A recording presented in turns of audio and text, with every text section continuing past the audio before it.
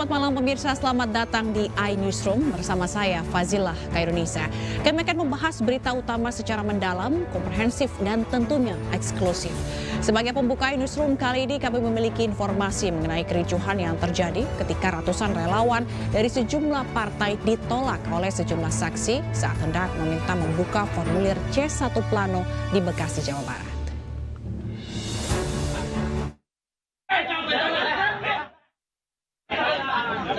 Ratusan relawan caleg dari sejumlah partai terlibat kericuhan dengan sejumlah saksi saat rekapitulasi penghitungan surat suara di Gedung Bali Rakyat, Kelurahan Kayuringin, Kecamatan Bekasi Selatan, Kota Bekasi, Jawa Barat.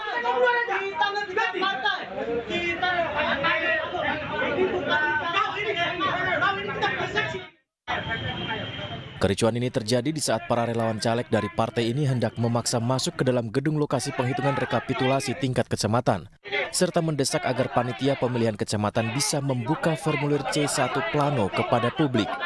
Namun permintaan ditolak oleh sejumlah saksi partai.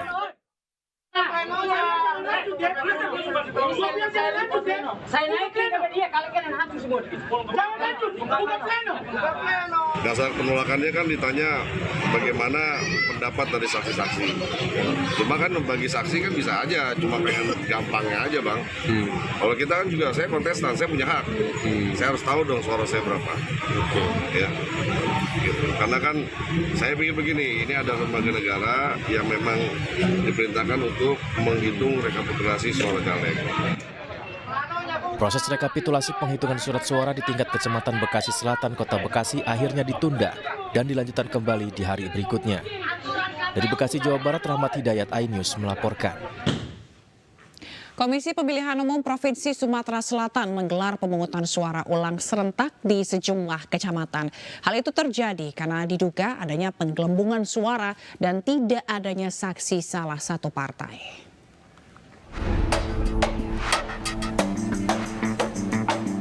Sempat terkendala tertukarnya surat suara antar dapil pada pemilu 14 Februari lalu. Pemungutan suara lanjutan digelar serentak di Kota Palembang, Sumatera Selatan. 3 kecamatan yang melaksanakan pemungutan suara lanjutan yakni 6 TPS di Kecamatan Kalidoni, 2 TPS di Kecamatan Gandus, sedangkan di Kecamatan Kertapati ada 12 TPS dengan rincian 10 TPS untuk DPRD Provinsi dan 2 TPS untuk DPRD Kota Palembang. Antusias warga mengikuti pemungutan suara lanjutan cukup tinggi. Ingin pastikan bahwa pelaksanaan pemungutan suara lanjutan ini berlangsung aman, tertib dan lancar.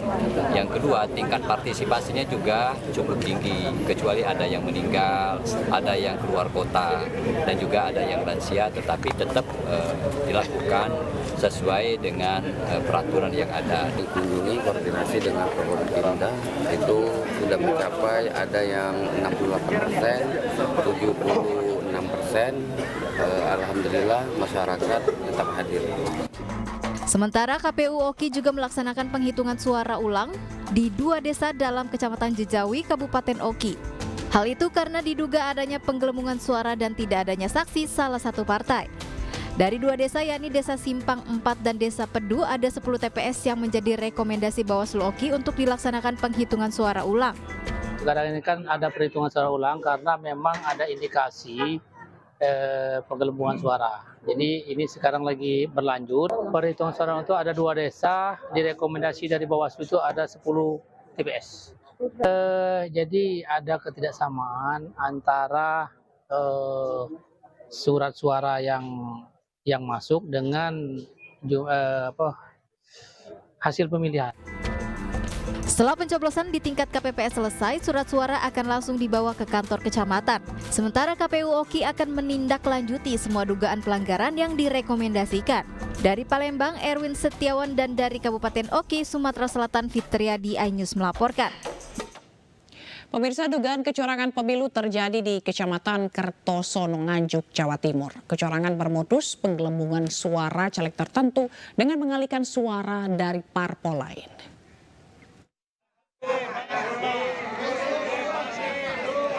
Ketua Panitia Pemilihan Kecamatan Kertosono Nganjuk, Jawa Timur dan anggota Panwascam setempat diamankan di kantor Bawaslu.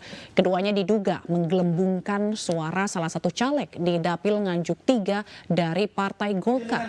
Adu mulut pun sempat terjadi di antara para pihak yang menghadiri rapat pleno hasil rekapitulasi suara di Kecamatan Kertosono. Meski terjadi masalah, namun proses rekapitulasi suara tetap berjalan.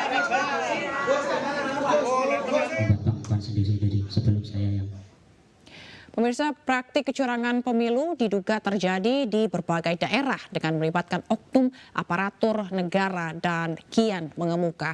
Sejumlah partai politik, berbagai kelompok masyarakat hingga Komnas HAM menduga pelanggaran pemilu bahkan sudah terjadi sejak sebelum pemilu dimulai.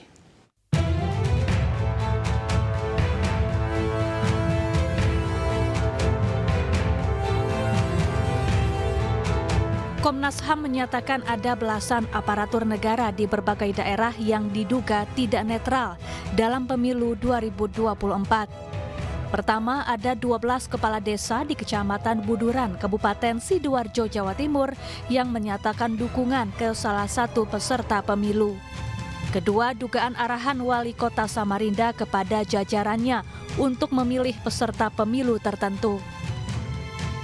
Ketiga, viral video ajakan PJ Gubernur Kalimantan Barat mengajak warga dan jajarannya memilih capres yang mendukung pembangunan IKN. Atas temuan ini, Komnas HAM telah melaporkannya ke Bawaslu. Sementara itu, organisasi Jaga Pemilu menemukan setidaknya 8 bentuk pelanggaran dalam pemilu. 3 jenis diantaranya masuk kategori pelanggaran besar, yakni penggelembungan suara salah satu paslon, larangan untuk tidak boleh mencoblos, dan salah input data di aplikasi Sirekap milik KPU. Jaga Pemilu juga menyoroti sejumlah masalah yang muncul sejak sebelum pemilu berlangsung. Kita melihat bahwa kecurangan itu tidak hanya terjadi pada hari H. Dalam pemilu 2024 justru kecurangan itu berlangsung secara, karena sekarang bahasanya TSM kan, terstruktur, sistematik, masif sebelum hari H. Kita nggak perlu menarik jauh sampai ke MK, itu nanti pembahasan di bidang lain, pembicara lain mungkin akan menyinggung itu dan kita sudah banyak membahas itu. Tapi dari riset kami seminggu sebelum pemilu saja kita sudah melihat bagaimana otoritas lingkungan terlibat, bagaimana lurah, kepala desa, RT, RW, itu juga aparat kepolisian itu terlibat untuk memenangkan paslon tertentu. Sejumlah kelompok masyarakat juga turun ke jalan dan berunjuk rasa di depan gedung KPU. Mereka menolak kecurangan pemilu hingga mempertanyakan penghitungan suara di aplikasi Sirekap KPU yang dinilai mengandung kejanggalan. Sementara itu, Koalisi Parpol pengusung Capres Ganjar Pranowo dan Koalisi Parpol pengusung Capres Anies Baswedan kompak berencana menggulirkan hak angket di DPR.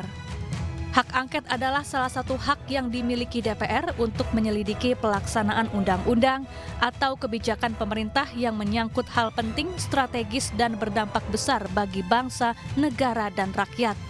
Hak angket diharapkan bakal membuktikan dugaan kecurangan pemilu. Sebelumnya, DPP PDI Perjuangan dan DPP PKS juga telah menyurati Ketua KPU yang berisi penolakan penghitungan suara di aplikasi Sirekap. Tim Liputan iNews melaporkan. Dukungan Koalisi Perubahan terhadap semua langkah untuk mengungkap kebenaran dan menghasilkan pemilu yang jujur dan adil makin membuka lebar wacana penggunaan hak angket. Saat ini Koalisi Perubahan menunggu sikap dari PDI Perjuangan.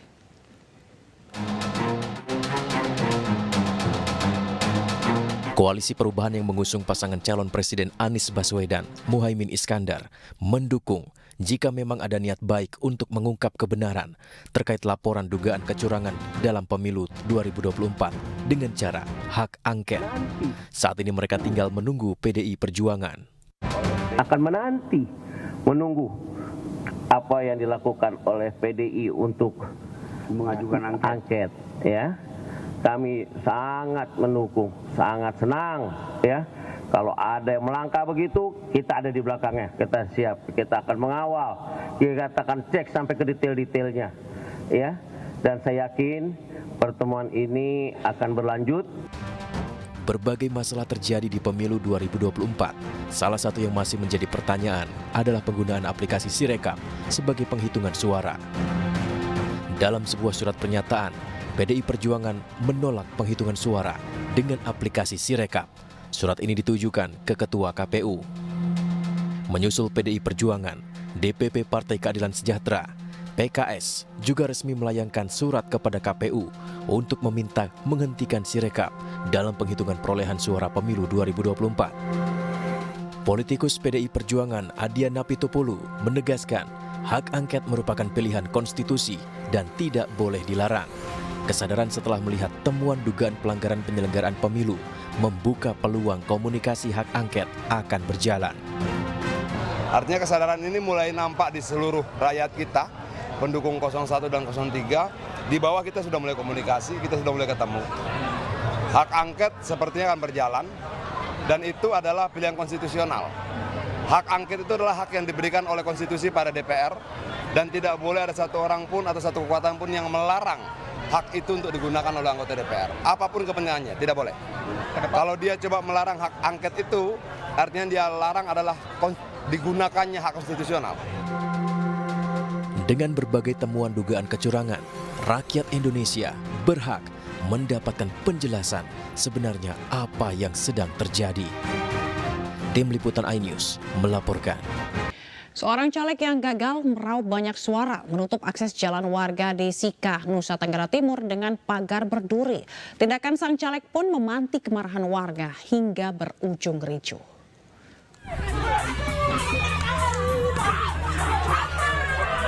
Antonius Raybold Dacunha jadi bulan-bulanan warga setelah menutup akses jalan warga di Kecamatan Alok, Sika, Nusa Tenggara Timur.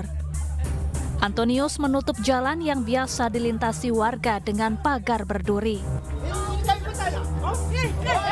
Warga pun marah karena menduga Antonius melakukan hal ini lantaran kesal setelah gagal meraup banyak suara di pemilu legislatif. Antonius berpotensi gagal menjadi wakil rakyat. Akibatnya warga harus mencari jalan lain untuk melintas. Usai mediasi, Antonius pun kembali membuka jalan ini. Antonius mengaku jalan ini merupakan lahan miliknya sehingga ia berhak untuk menutupnya. Antonius berdalih penutupan tidak ada hubungannya dengan pemilu legislatif.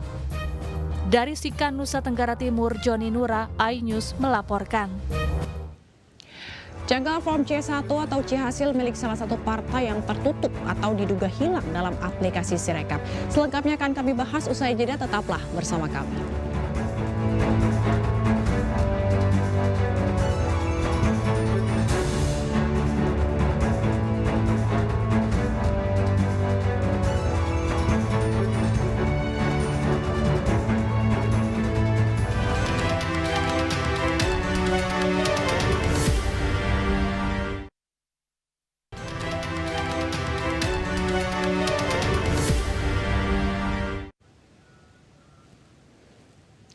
Pemirsa, persoalan aplikasi penghitungan rekapitulasi suara Sirekap KPU RI seakan tidak ada habisnya. Kali ini di aplikasi Sirekap, form C1 atau C hasil milik salah satu partai tertutup atau diduga hilang.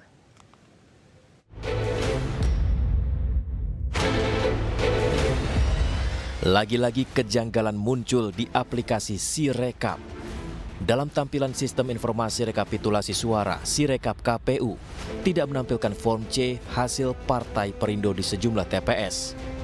Hasil sementara form C1 atau C hasil pemilu 2024 di Sirekap kerap berubah-ubah. Diduga, suara milik ratusan caleg dari Partai Perindo dalam aplikasi tersebut hilang. Dalam aplikasi Sirekap, form C1 atau C hasil pemilu Partai Perindo tertutup atau tak ditampilkan. Seperti terjadi di wilayah kota Sibolga, Sibolga Selatan, TPS 11, TPS 014, TPS 008. Di Nias Selatan Lahusa, TPS 001, dan Selatan Idanotae, Hilimbowo, TPS 001. Terbaru hal yang sama juga terjadi di wilayah Banten 3, Jatim 1, dan Sumatera Utara 2. Hasil penghitungan dari aplikasi Sirekap yang kerap berubah-ubah tak jarang meresahkan masyarakat. Padahal Sirekap seharusnya menjadi alat bantu mengkomunikasikan pemilu kepada masyarakat. Tim Liputan iNews melaporkan.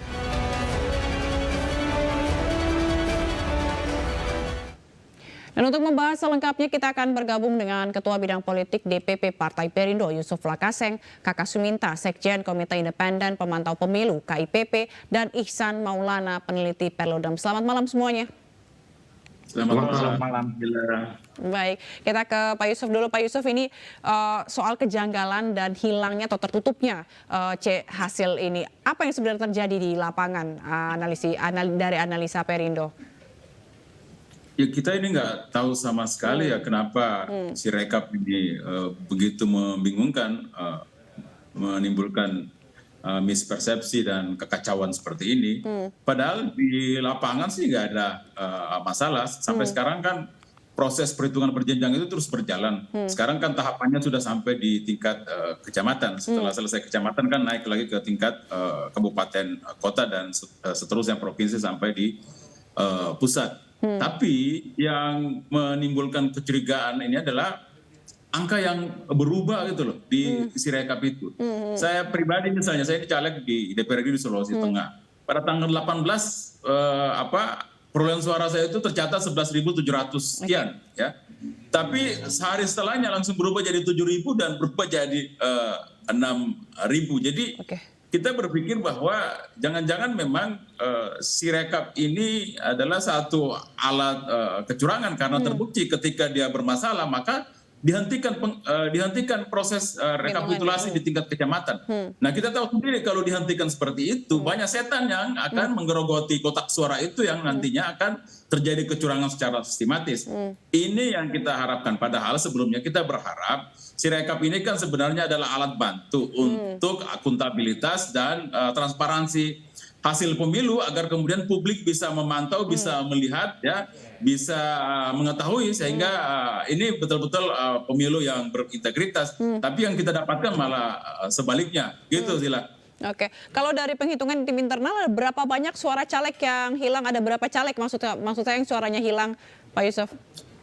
Ini kan beragam ya, kita lagi di DPP lagi kita rekapitulasi itu karena kita berdasarkan C hasil itu yang kita akan rekapitulasi di internal.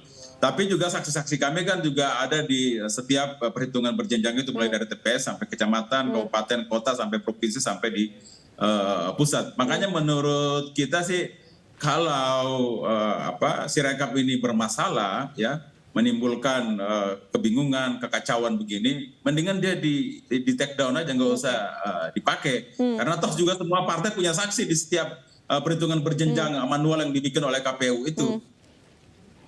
Oke, Pak Kakak, ini gimana kok bisa Pak Kakak masalah ini terjadi menurut Anda? Iya, saya pikir ini ada beberapa hal ya. Pertama, kalau ujungnya itu KPU gagal untuk menghadirkan akuntabilitas seperti yang Pak Yusuf sampaikan. Saya pikir bukan hanya untuk Partai Perindo, tetapi juga protes ini kan juga cukup marak ya di berbagai tempat. Bahkan caleg-caleg misalnya di Lampung, kemudian di berbagai tempat itu menyampaikan semacam kekecewaan mereka. Terus juga terjadi juga ternyata di misalnya Wonosobo gitu kan. Kemudian beberapa tempat lain yang ternyata juga memang ada sampai saat ini sedang berjalan ya dugaan kecurangan. Nah, ujungnya jadi KPU gagal menghadirkan akuntabilitas. Tapi akarnya dari mana? Akarnya dari perencanaan KPU yang saya pikir juga tidak mudah untuk dipahami.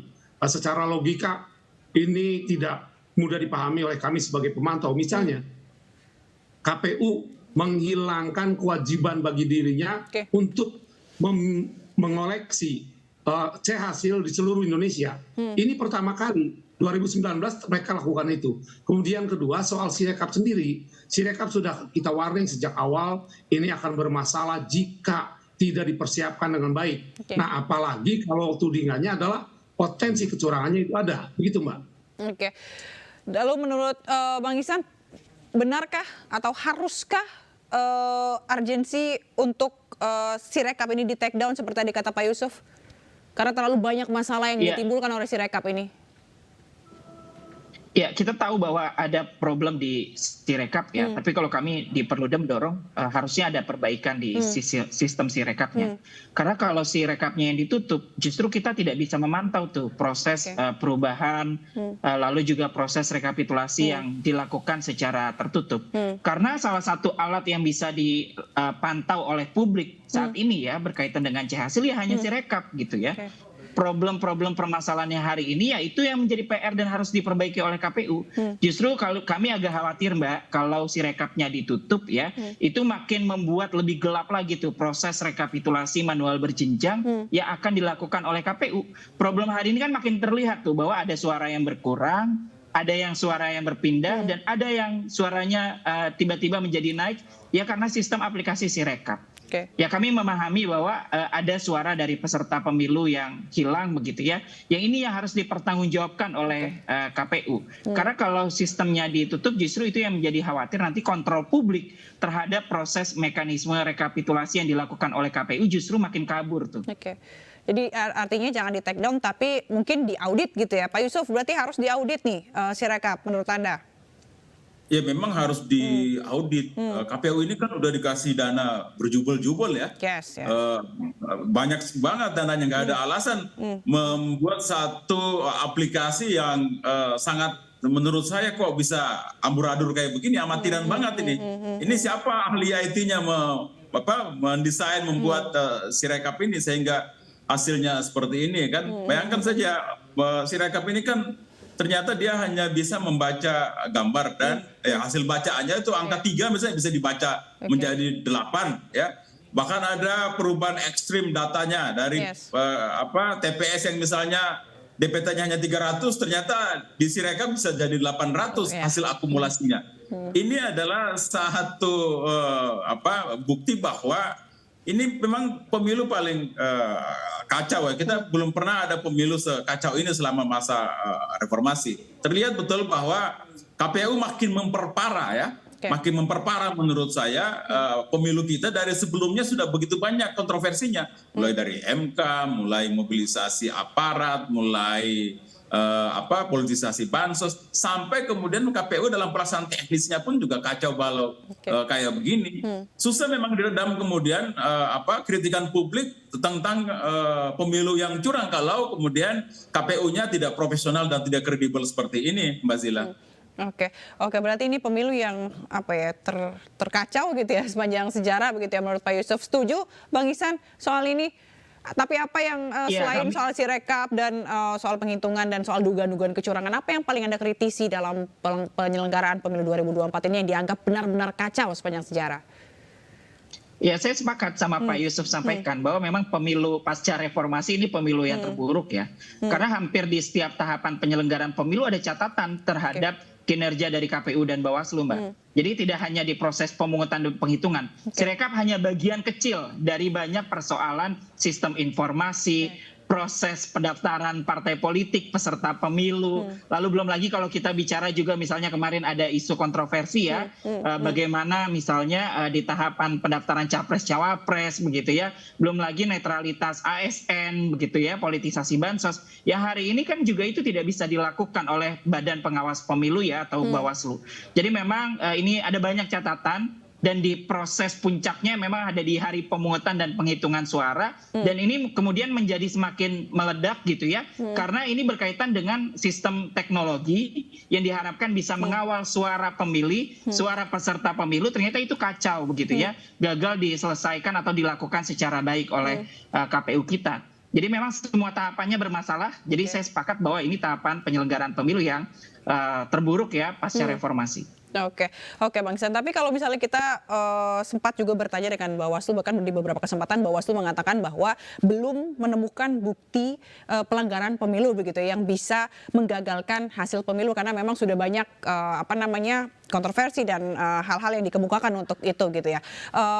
Pak Kakak, bagaimana Anda melihat ini? Ya, Saya sepakat dengan dua narasumber, Pak Yusuf dan Pak Ihsan, bahwa inilah sebagai pemantau pemilu kami merasakan paling berat untuk menegakkan benang basah demokrasi di rejim ini. Justru di akhir masa jabatan Pak Jokowi ya. Tapi kembali kepada Sirekap, saya pikir ada hal yang harus segera urgent dilakukan oleh KPU. Pertama, hitungannya di take down, hitungannya yang take down. Tapi semua C hasilnya ditampilkan. Hari ini C hasil yang baru ditampilkan baru 64%. Dan ini berjalan sangat lambat sekali. Ini adalah hari kalau kita Rabu melakukan pemilu, ini hari ke-11 ya berarti. Kita sudah melakukan rekapitulasi dan beberapa kabupaten sudah selesai, kecuali Jakarta yang memang TPS-nya banyak sekali ya. Untuk daerah-daerah yang biasa-biasa saja sudah selesai, Majalengka selesai. Tapi kemudian hasilnya itu belum tertampil. Bahkan milik Perindo seperti Pak Yusuf sampaikan ditutup atau seperti hilang. Ini kan pertanyaan yang aneh ya, yang keanehan yang perlu dijelaskan oleh KPU. Jadi hentikan perhitungannya, tapi fokus pada C hasilnya yang ditampilkan. Selain juga saya katakan tadi bahwa KPU juga telah lalai terhadap pasal 389 Undang-Undang nomor 7 tahun 2017 ketika dia harus mengumpulkan C hasil. Hari ini saya melihat di KPU Kabupaten Kota tidak ada C hasil seluruh TPS yang ada di wilayahnya. Begitu Mbak. Oke, kalau tadi ada bilang salah satu partai begitu ya, mungkin banyak juga yang mengalami, tapi salah satu partai yaitu Perindo yang mengalami suara calegnya banyak hilang. Tapi mungkinkah maksud saya suara ini hilang ke partai lain, tapi jangan kemana-mana karena nanti akan dijawab usai jeda berikut ini. Pemirsa, masih bergabung bersama kami Ketua Bidang Politik DPP Partai Perindo Yusuf Lakaseng, Kakak Suminta, Sekjen Komite Independen Pemantau Pemilu KIPP, dan Ihsan Maulana, peneliti Perludem. Halo Bapak-Bapak, kita kembali lagi membahas tadi ada pertanyaan yang masih belum dijawab begitu ya, masalah soal kemungkinan kehilangan suara ini beralih ke partai lain. Mungkinkah seperti itu Pak Kakak? Sangat mungkin, masih mungkin. Kemungkinan itu ada dua ya. Pertama, antar caleg dalam satu partai dan itu sudah ramai, dan kemudian potensi juga ketika terjadi di antara partai-partai politik peserta pemilu. Nah, ini yang tentu saja merupakan tingkat kecurangan yang jauh lebih lebih bisa berakibat buruk sekali kalau terjadi antar partai, walaupun dalam satu partai pun ini sebenarnya sesuatu yang buruk. Oleh sebab itu saya berpikir bagaimana KPU menyandingkan ya, memberikan tayangan tentang C hasil ini. Sementara kalau kita perhatikan ini sudah bergeser dari C hasil ke model D. Model itu hasil dari kecamatan-kecamatan, PPK-PPK. Nah, model D ini merupakan hasil dari proses C hasil pemilu 2024. Artinya sebuah dokumen yang sudah mengalami revisi, mengalami edit, dan mengalami penjumlahan dari TPS-TPS. Nah, kekhawatiran kita adalah ketika masuk model D, maka proses di model C ini seakan-akan sudah selesai. Ini sebenarnya tidak. Dan kekhawatiran kita adalah kemudian ini sulit untuk diungkap. Itulah yang saya pikir Pak Yusuf dan teman-teman partai-partai lain juga perlu mewaspadai potensi itu. Karena apa? Karena ini bukan sekedar suara di dalam partai, tetapi juga soal antar partai ini akan menimbulkan berbagai problem politik yang lebih pelik dibandingkan di internal partai. Apa problem yang cukup peliknya itu? Pertama, kejahatan pemilunya sangat kasar saya katakan kalau memang terjadi demikian. Kedua, ada partai politik yang tidak berhak misalnya untuk tembus PT parliamentary threshold, kemudian masuk PT misalnya. Atau partai yang sebenarnya perolehannya tidak besar, menjadi besar, atau sebaliknya, perolehan partai yang seharusnya mendapatkan angka tertentu kemudian menjadi turun. Nah, ini saya pikir yang perlu dihadirkan juga Bawaslu di sini. Mungkin kita berpikir di mana nih Bawaslu saat ini? Begitu Mbak Liza.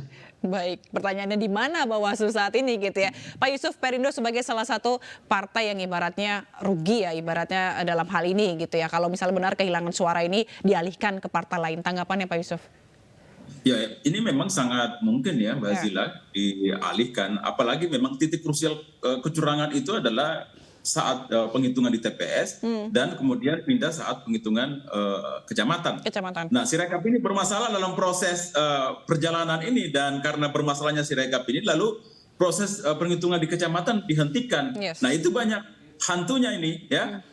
Apalagi kita lihat ada partai anaknya Pak Presiden yang mengklaim partainya Presiden ini oleh QCon tidak mencukupi untuk lolos parliamentary threshold, dan mereka ngebet banget ini untuk lolos. Dan saya kira Deddy Sitorus anggota DPR yang juga petinggi PDIP sudah menyetir bahwa akan ada usaha-usaha untuk meloloskan partai yang dekat dengan istana. Ini bahaya betul. Ini menurut saya adalah kecurangan yang telanjang sekali kalau itu sampai terjadi. Itu tidak boleh kita biarkan, dan menurut saya kalau itu terjadi ini adalah titik ledak puncak dari marahnya rakyat terhadap pemilu yang kacau balau seperti sekarang ini. Oke, baik, bukti-bukti juga sudah disampaikan gitu ya Pak Yusuf ya, ada beberapa dan tadi disebar, dan seperti di layar kaca juga sudah ada bukti-bukti yang disampaikan begitu, tapi menurut Bawaslu masih tetap belum menemukan pelanggaran dalam pemilu ini. Bang Ihsan, harusnya seperti apa lagi, harus benar-benar memantau adanya kecurangan-kecurangan dalam pemilu ini? Bang Ihsan, saya mau bilang bahwa ini KPU, Bawaslu, ini sekali tiga uang seperti MK. Ini seperti macan ompong yang sudah dilumpuhkan. Mereka nyaris tidak berfungsi sama sekali. Menjadi satu paket alat kekuasaan untuk menjadi alat legitimasi kecurangan. Saya kira ini memprihatinkan ya. Silakan Bang Ihsan. Ya, memang ini satu kekhawatiran ya di tengah situasi proses rekapitulasi yang untuk menjaga suara pemilih. Dan ada banyak potensi dan juga dugaan terjadinya kecurangan, Bawaslu justru tidak berani mengambil sikap yang padahal itu merupakan bagian dari kewenangannya. Saya ingat betul berbeda dengan pemilu 2019 dan pilkada 2020 ketika ada terjadinya proses perubahan suara ya dari partai ke partai lain begitu ya, dan juga bahkan berbeda calon gitu ya di pilkada 2020. Saya ingat betul Bawaslu berani mengeluarkan kewenangan sengketa proses di tengah situasi tahapan rekapitulasi, dan bahkan itu kontroversinya sampai kepada Mahkamah Konstitusi. Hari ini justru berbeda dari banyak dugaan potensi terjadinya kecurangan. Bawaslu justru tidak menemukan catatan temuan dari pelanggaran-pelanggaran yang tadi mungkin sudah disampaikan oleh Pak Yusuf dan Kang Kakak. Ini tentu jadi satu keprihatinan ya, tapi ini juga bisa menjadi satu sinyal sebetulnya. Kalau Bawaslu tidak terus berbenah ya, dia mengabaikan berbagai macam temuan dan juga laporan soal pelanggaran khususnya yang berkaitan dengan suara, nanti akan bermuara akhir di Mahkamah Konstitusi. Kita tahu bahwa di pemilu 2019 ketika kinerja Bawaslu saja saat rekapitulasi dilakukan secara maksimal, masih ada 12 putusan Mahkamah Konstitusi yang mengabulkan sengketa hasil di Mahkamah Konstitusi. Bahkan di pilkada 2020 ada 38 putusan MK yang MK perintahkan untuk PSU. Nah, saya nggak kepikiran nih kalau kecurangan-kecurangan, proses penggelembungan, pemindahan suara itu masih terus dipertahankan. Saya khawatir nanti muaranya akan di Mahkamah Konstitusi. Kasusnya semakin banyak, tentu yang akan dirugikan adalah partai politik, peserta pemilu, dan publik. Kita bisa lihatlah beberapa daerah yang melakukan PSU tingkat partisipasinya menurun. Apalagi nanti kalau sampai ada putusan MK yang memerintahkan terjadinya PSU, tentu ini juga akan berkaitan dengan angka partisipasi, legitimasi dari peserta pemilu yang dinyatakan memperoleh suara. Tapi tadi seperti yang dikatakan Pak Yusuf bahwa KPU, Bawaslu dan MK setali tiga uang. Gimana nanti kalau ujung-ujungnya berada di MK juga? Iya, kalau proses di Mahkamah Konstitusi kan itu kan tidak bisa dielakkan ya Mbak. Adu bukti, proses perpindahan suara, bahkan kalau diperlukan untuk membuka C1 hasil dan juga proses penghitungan dilakukan di hadapan Mahkamah Konstitusi, itu sangat potensi terjadi kalau memang data-datanya ada. Berbeda dengan Bawaslu, ketika ada temuan dan laporan yang masuk, kajian mereka dilakukan tertutup dan mereka tidak membuka. Kenapa? Misalnya ya, satu dugaan laporan itu tidak bisa ditindaklanjuti. Bawaslu menyampaikan sudah ada kajian, unsur-unsurnya tidak terpenuhi. Berbeda sekali dengan Mahkamah Konstitusi. Jadi masih ada harapan sebetulnya kalau kecurangan ini masih terus dilakukan, Bawaslu tidak berbenah, Mahkamah Konstitusi menjadi jalan akhir, dan itu salah satu cara yang konstitusional. Semua dilakukan terbuka dan saya yakin publik juga akan punya perhatian di sana. Apalagi kalau kita lihat berkaitan dengan perselisihan hasil ya, itu selalu mengambil atensi publik terkait dengan proses penegakan hukumnya. Oke, tapi kita bisa nggak sih minta Bawaslu ini untuk terbuka?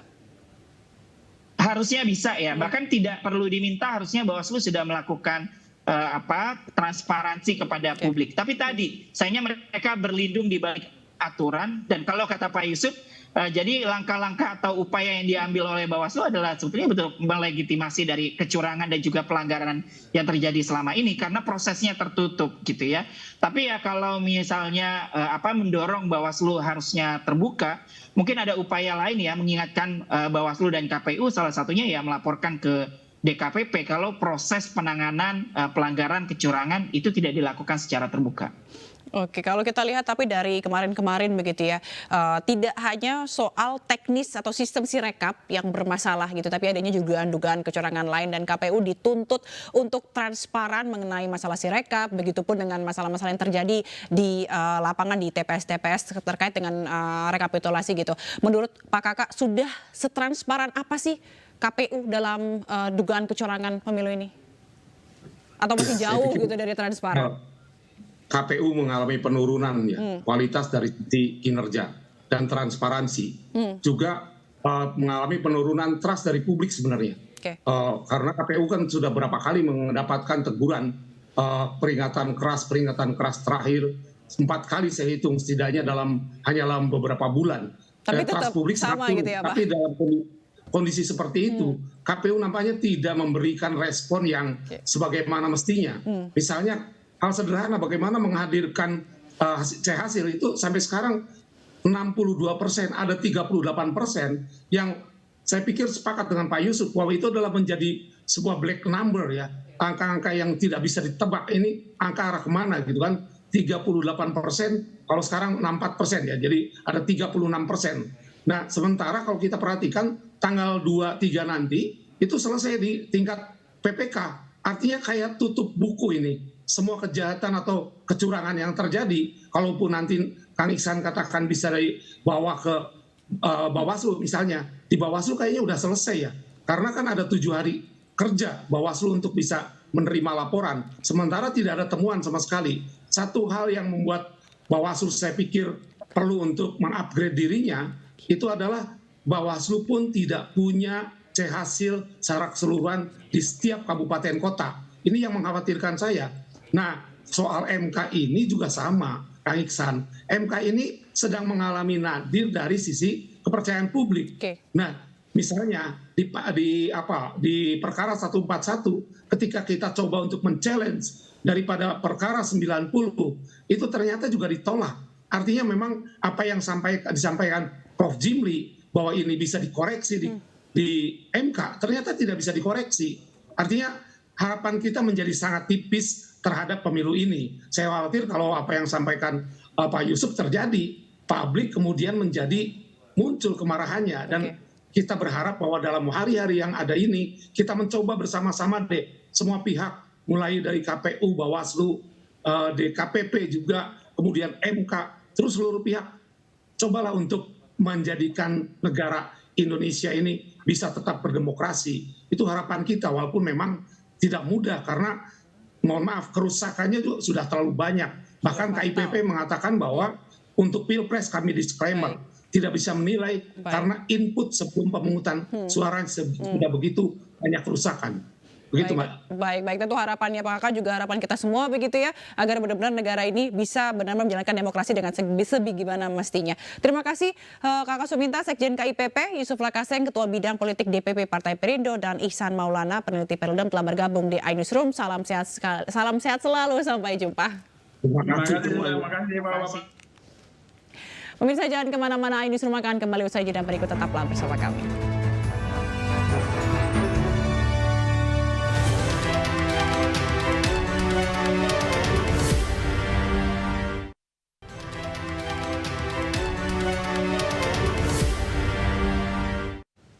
Pemirsa, ratusan orang rela berdesakan antri membeli beras di Gerobokan, Jawa Tengah. Hal itu terjadi karena stok beras yang menurun drastis di pasaran hingga membuat harga berbagai jenis beras naik.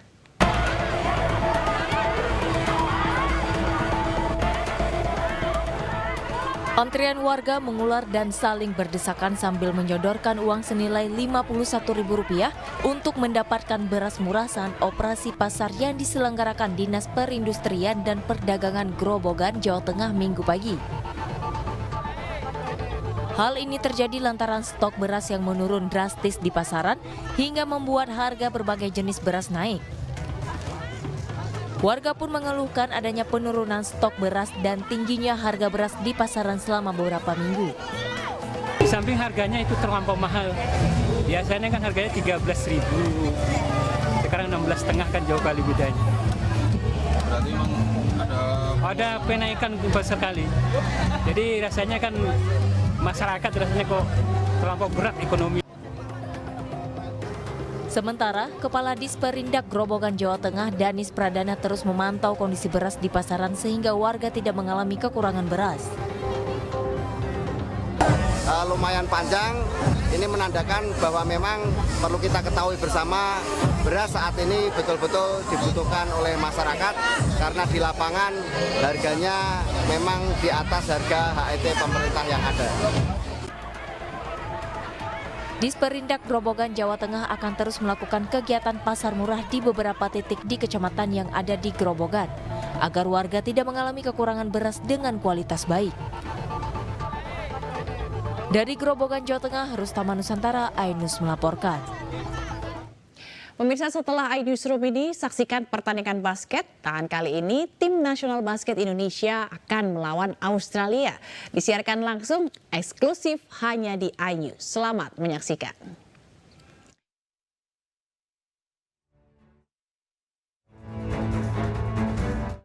Undur diri, terima kasih, dan sampai jumpa.